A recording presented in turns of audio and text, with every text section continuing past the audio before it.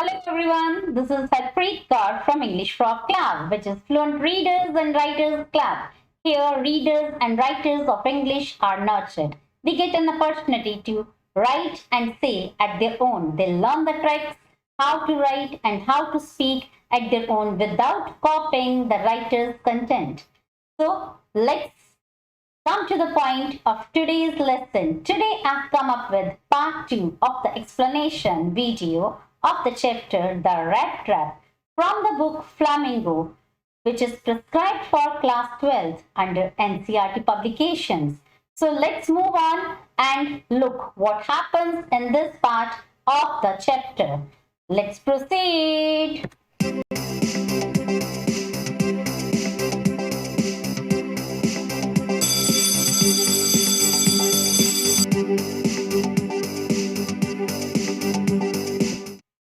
Okay, now let's just start the chapter. Before actually starting the chapter, I would like to ask you, if you haven't subscribed to my channel, kindly subscribe to the channel and give a thumbs up. So, and ring and set to the bell to the all so that you get so that you can get the notification of the video upload by me. And I also have the videos related to vocabulary, story reading, IELTS, and many more things are there apart from the 9 to 12th classes under CBSE and covering the books of NCERT.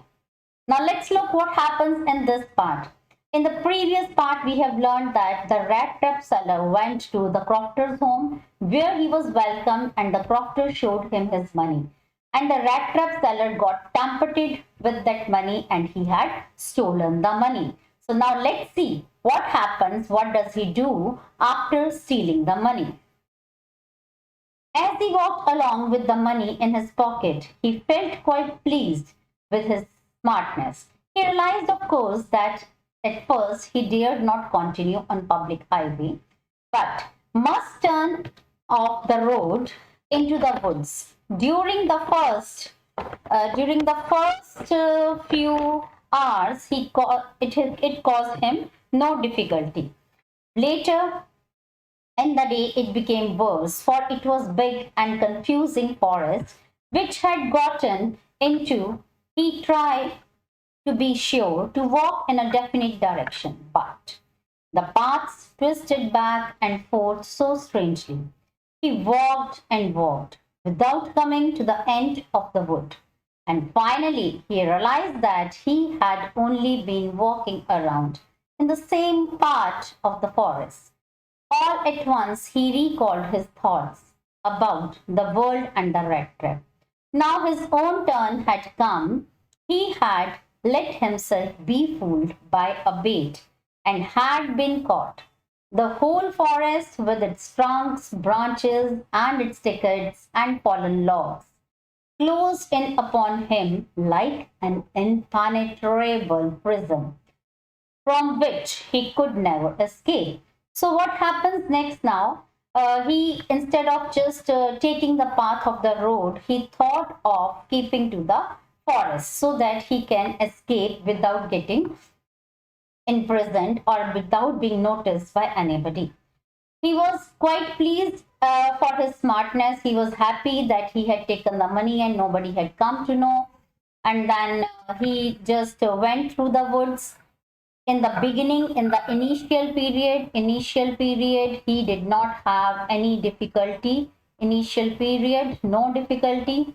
And then he found himself in the forest. He found himself that he was moving in the same circles in the forest, and then he was very tired, and all of a sudden his own thinking of the world being a rat trap fall upon him, and he thought that this time it was his turn to get trapped into this world rat trap.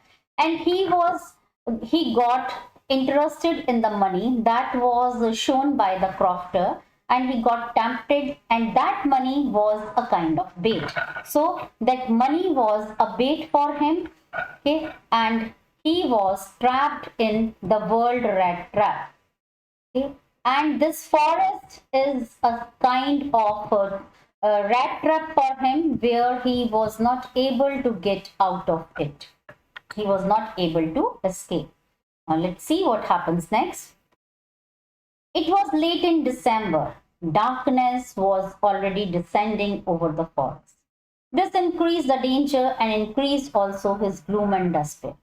Finally, he saw no way out, and he sank down on the ground, tired to death, thinking that his last moment had come.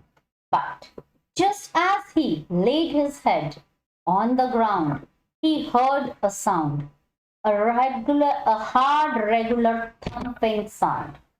There was no doubt as to what that was. He raised himself. Those are the hammer strokes from an iron mill, he thought. There must be people nearby. He summoned all his strength, got up and staggered in the direction of the sound. Now, in this paragraph, what is given? First of all, we are given about the time in the year. Okay, so it was time that was late winter and it was quite cold also. In December, it is cold. And in late December stands for that he is here somewhere between 20 to 30 of December. So if we divide December into three parts, we have early December, that is 1 to 10 dates. Then we have mid December, that can be 11 to 20, and then we have late December, that is 20 to 31. Okay. So somewhere between 20 to 30 of December, he was moving in the cold and he was not having any warm garments with him, and moreover he was completely tired. And there was increased danger also as he was in a forest, so he was in danger of the animals. Actually, he needed some place to rest, but he was not able to find any. So after getting tired to death, he was extremely tired. Tired to death stands for that he was extremely tired.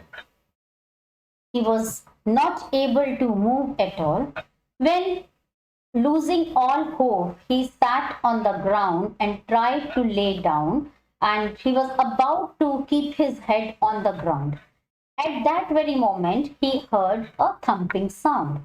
Thumping is a sound created by some heavy thing, that is heavy thing striking on other material. So he thought that those are the hammer strokes, that in some iron mills, the iron master or the blacksmith, ironsmith was just thumping he was hammering the some raw iron to give it a shape, and it was. So he got a ray of hope. He became hopeful of getting a shelter. He was hopeful of getting shelter. Okay. So when he had a hope, he summoned all his strength. He called for all his strength. He called for strength. Okay. That means he gathered strength and he staggered. Staggered means he moved awkwardly. He was not able to move properly. So he moved awkwardly and he was not able to move properly. So now let us just see what happens next.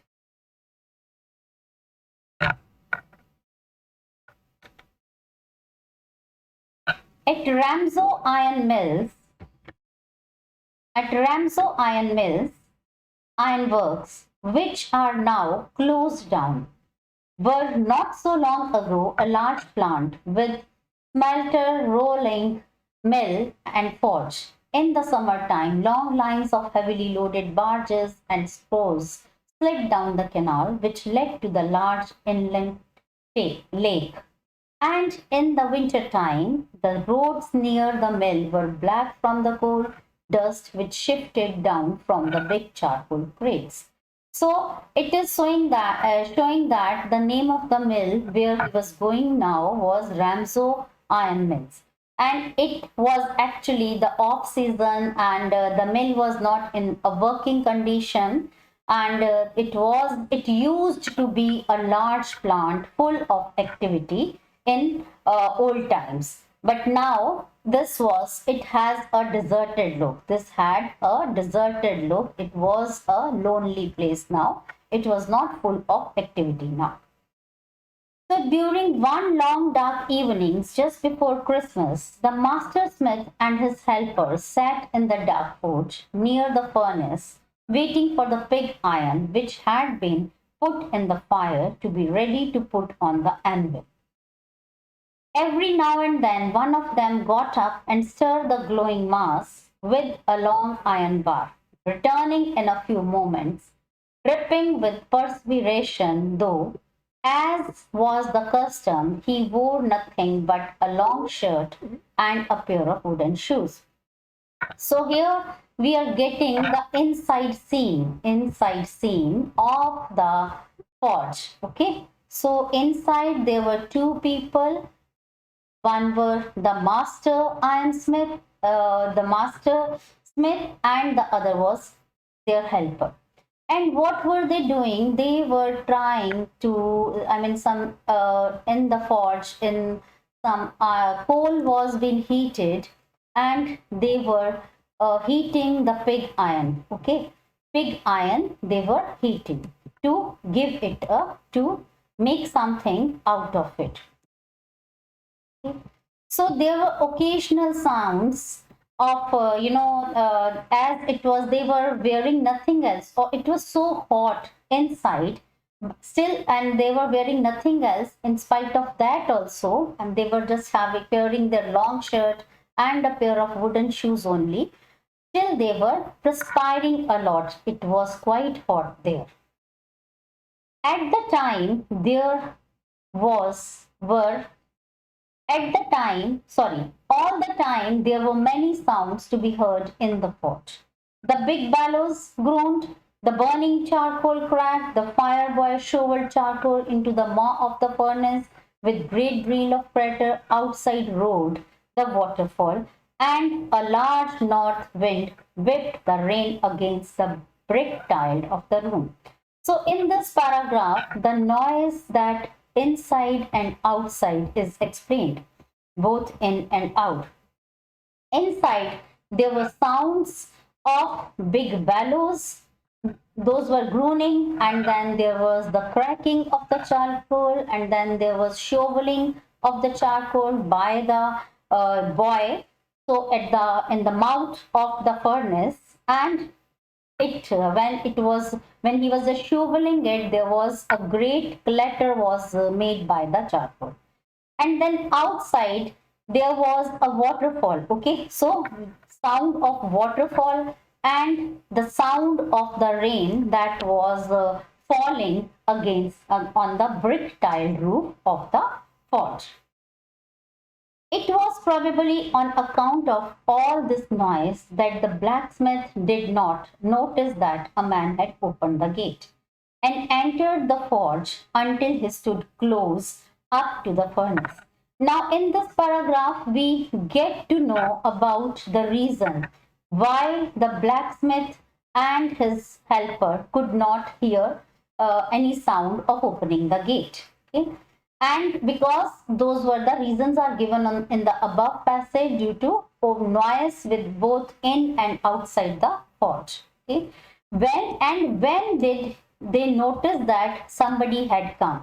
Okay? When the rat trap seller stood close to them at the time only, close to the furnace at the time only, they noticed that somebody had come to the forge.